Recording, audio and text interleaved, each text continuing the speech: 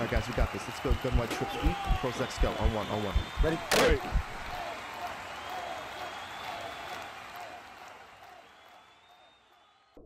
What's going on, everyone? ANCAP24 here from HuddleGG. Today's video, we're going to talk about a play that I really like that you can build a whole offensive scheme around because it has a special route that you don't find often or even at all in playbooks that really makes it really tough to stop. Now, if this is the first time checking out our channel, please consider hitting that subscribe button. Also, hit that bell notification to make sure that you never miss any of our uploads. The play I'm talking about is slot post at the gun doubles halfback week. This play is not only special, but it's rare. It's only found in the Houston Texans playbook, something that you guys know that I'm in. I kind of mention it pretty often with my empty formations that I do my game plans on this year so far. And this play is definitely unique. And the reason why we're going to start off by looking at this red route. This red route is one of those that just gains elevation as it goes across the field, and it's one of those glorified routes that you can run on the left hash mark or the right hash mark and basically clear those 30-yard cloud flats when you throw it all the way to the sidelines. It's great in that manner, and when you can start a play with that, it's really, really nice, right? But there's also a couple other routes on this play that really makes this tough to stop. Let's look at the left side of the field first. That X route runs about a 14-yard out, okay? When he runs that 14-yard out, it really just gives you the opportunity to actually pass lead it up a little bit, make it more of a corner in some situations and get, 20 to 25 yards. Then you've also got the built-in table route by your running back. And then this A route is unique in the way that it pulls coverage down, and I'll get to that in the video, okay? So let's start off by going against a cover 3. Where it's standard cover 3, they're not dropping their zones. They're basically asking their corners to play standard cover 3 where they're going to zone chuck the slot receiver. And if they do that, the first thing you're going to see is that if the Y gets chucked, you're going to see that this ball is going to be an easy 15 yards for you, okay? Just look at the slot receiver, the Y, and when he gets himself, if you just look at the corner above him, if he doesn't open up his hips and he tries to go ahead and chuck you, just throw this ball up, catch this ball, and get yourself the easy 15. Now, I told you you can pass lead this up, and you definitely can. You see this here where the guy gets chucked, pass lead up a little bit. Now you're going to get yourself about 20 to 25 yards, and that's simple. This is the same thing that happens against cover 4 drop. As long as they're not changing the zones as far as their depths, this is what you're going to be able to do first. Not only are you able to target the X, say it's a short yardage situation, you want to get the ball out of your hands, you can go ahead and hit this RB pretty easily as well, and you're going to be able to get, a lot of yards around the corner, when you have that ability to time it right. And the reason for that is just that the cornerback that's above the Y is going to be stuck in his chuck animation. We throw it to this guy, we use our speed to get around the outside and get ourselves some yards, right?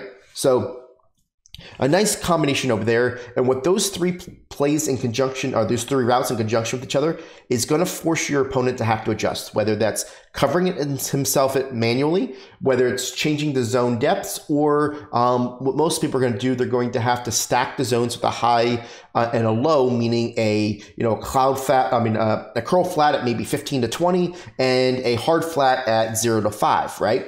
And that's what they're going to have to try to stop these two routes.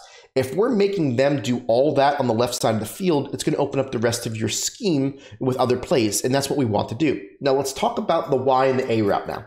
The Y is one of the better routes as far as it goes up the field. You can see that it breaks about the 6-7 yard mark, and then it goes across the field. In conjunction with the A, really nice, and I'm going to explain why. This A pulls down the hook curl in cover 3, okay? Now, look how the M linebacker, the one with the M over his head, watch him and watch how he gets stuck on glue to the A. I'm not even going to throw the ball, okay? I'm just going to leave it here. Watch how he comes down and he sticks to that A, okay? Now, what that's going to do, and I'm going to show you here an instant replay just so you can understand what we're doing before I throw it, is when he sticks down to A, now you're going to have the ability that if you look into the right here, to the right of our tight end, we're going to have that passing lane to throw to just as he crosses the middle of the field because of the fact that that tight end is holding that player there. So you can hit this post really, really early. And I'll show you what I mean by that. Here, the guy sticks like glue. Now you're going to hit this Y, and now you're going to be able to hit this underneath pretty easily. And a lot of times, because your three routes that go to the left, you're going to force them to use this player here. And what they're going to do a lot of times is they're going to come down here, try to cover this guy, and you can see here, try to do this with two hands, and you can see how that's going to be open, right? Now, let's say that they don't cover that guy and they're using maybe this guy. What they're going to end up doing a lot of times is they're going to go ahead and try to cover the Y across the field. And now you got the A right there. So it's a nice little high-low for you, right? So you can see that the other zone doesn't come down. So you're trying to make them, figure out what to do. Their best way of doing this is basically to try to cover this guy and go all the way down the field with them, right? And that's a very tall ask because people don't expect them to go all the way to the sidelines, right? And I'll show you basically how that works.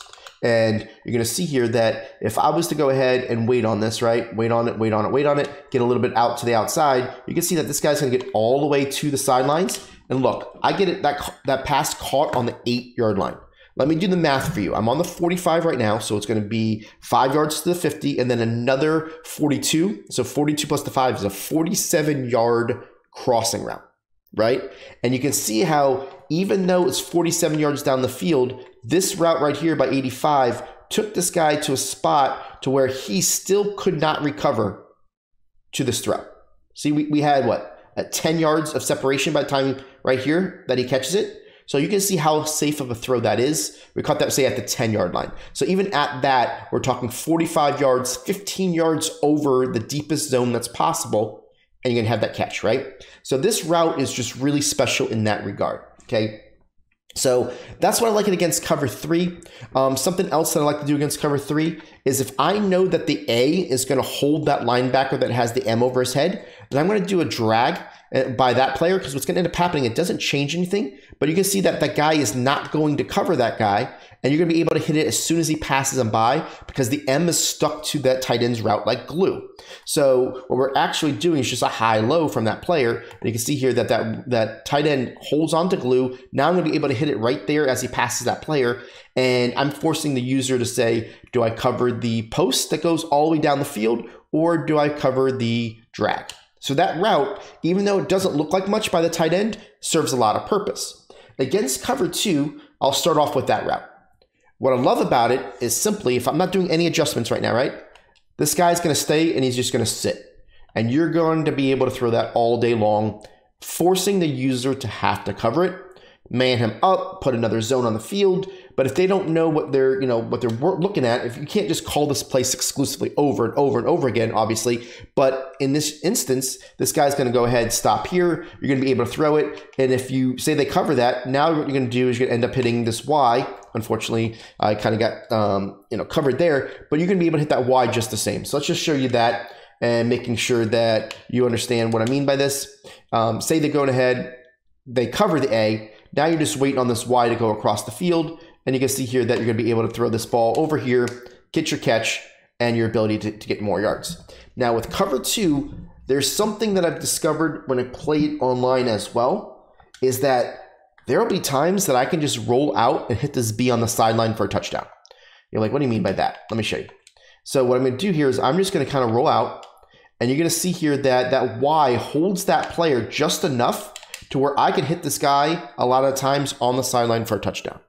And I know it sounds kind of awkward and whatever the case is, but by the time I throw it to him, I've already cleared all those zones of the 30 yards and all that stuff. So you can see, watch where he actually catches the ball when I try to throw it to him, right? So we're at the 45. You're going to see here that I'm waiting. Throw this ball down the field. This guy is trying to catch up to it. I'm catching that ball, inside the 10. Again, I'm clearing those zones, and that one route, because it's so deep, will help it, right? Now, you can actually even, smart route this route, and it goes even a little bit deeper. It's not something that you need to do, but I just want to make sure that it is part of your arsenal. Wait. Just throw this ball down the sidelines, and you can see how it's there. I would definitely suggest to have a strong arm quarterback to make that happen, but I have made that happen, and it's something to look out for, right?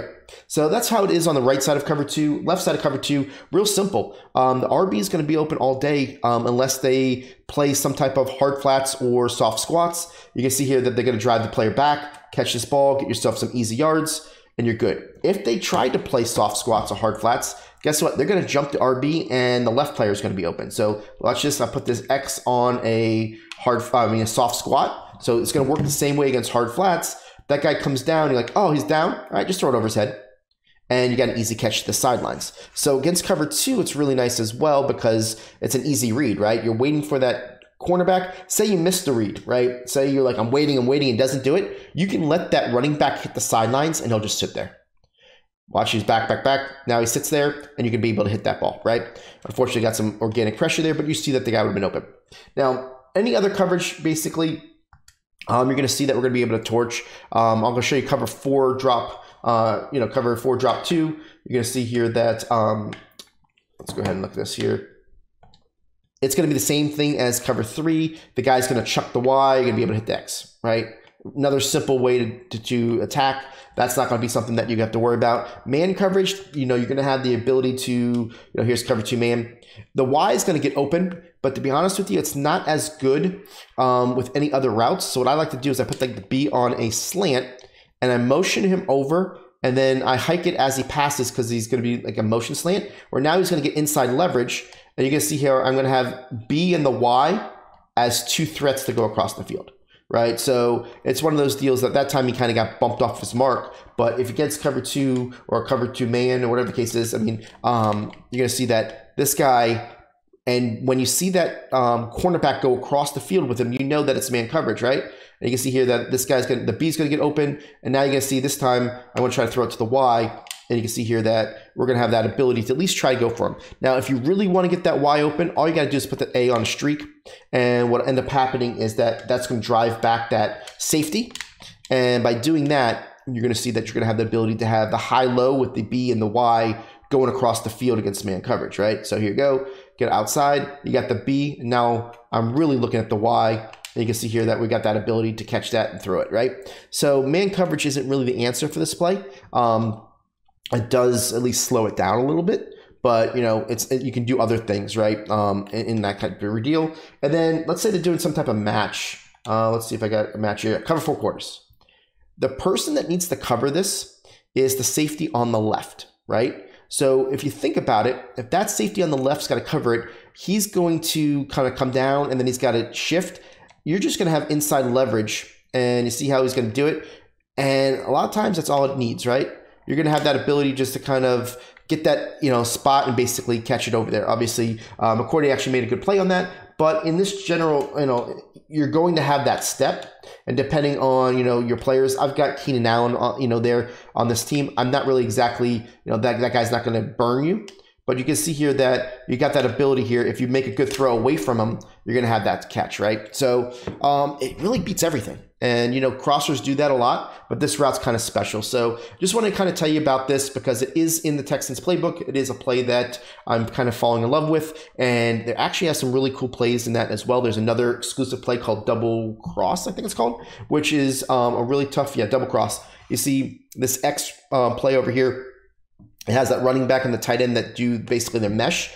And this play is exclusive to the Texans as well. The PA read's a really tough play. I like the PA seams play. And obviously, if you guys have seen any of my content, double post is one of my favorite plays in any type of doubles, formations. And you can do the swing, or the wheel screens that we did on yesterday's video. I had this playbook pretty easily as well. So it's just really nice formation that you might be able to build out of, and wanted to bring you this play to kind of give you a jump start. Appreciate you guys. Check out our videos. If you haven't already, please hit that subscribe button on YouTube. I'm trying to build this channel. It's been something that it's been passion of ours, and want to make sure that if you enjoy the content, hit that subscribe. It definitely helps our channel, and it allows us to do more videos as often as we can. Appreciate it, and see you tomorrow.